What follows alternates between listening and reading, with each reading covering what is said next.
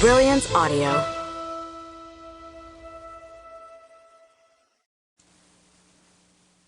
The Lies I Told by Mary Burton. Performed by Emily Ellet, Josh Bloomberg, Sarah Beth Pfeifer, Arnell Powell, Amanda Stribling, and Andrew Eiden. The dead were always watching. And they did speak to us, though we rarely noticed.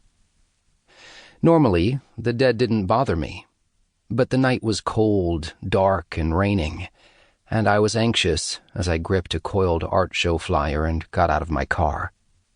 A light drizzle fell, and an uneasiness had piggybacked onto my bones with the cold. I was tempted to go home and ignore you. Sane men don't chase the dead. But when it comes to you, I'm not reasonable, never have been.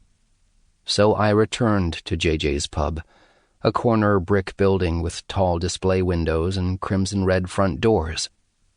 Inside the vestibule, I unrolled the handbill, coiled tighter than a clock spring, and confirmed that I'd not lost my mind.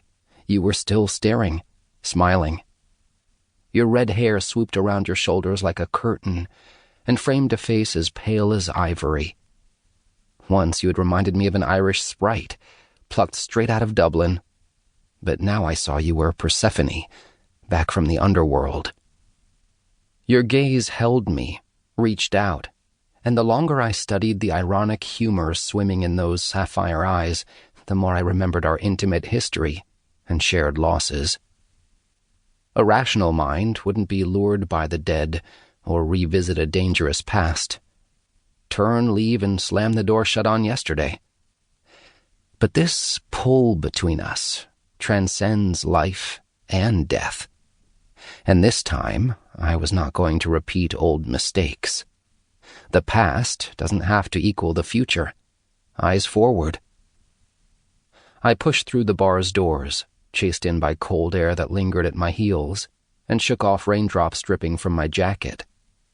The sounds of piped jazz horns mingled with warmth, laughter, and the smells of beer and French fries. I wasn't here for the art, food, ambiance, or company, just for you. I needed to see if you were really you. Honestly, I hoped you weren't, that it was a mistake. I'd spent too many years imagining your face, your smile, the way your eyes closed forever so long ago. I was afraid seeing a knockoff version would only taint my memories. I hoped whoever you were, you'd be ugly, fat, and easy to forget. The bar was divided into two sections. The main room, filled with round cafe tables, and then off to the side, a sort of annex. There was no one in the main room, but the smaller room held at least a dozen people, and laughter and conversation drifted from it. JJ's pub's back room, the gallery tonight, was certainly not Met-worthy. A lesser artist might have turned down the space and waited for a better opportunity. But not you. You wanted the world to see the images that rattled in your mind and haunted me. Outside the room was a sign that read, "Exhibit." Your picture was not on it. Disappointed, I wondered whether the dead were playing tricks with me again. They'd done this so often that I usually recognized their trickery. I should have just left, but I was still too curious. Please be old and gray. The young and youthful version of you was enshrined in my memory, and I wanted to keep it that way. A sane man. I brushed the last of the raindrops off my coat and moved toward the room. The space was small, with a low ceiling pitted with pot lights spilling pools of light onto a black and white tiled floor.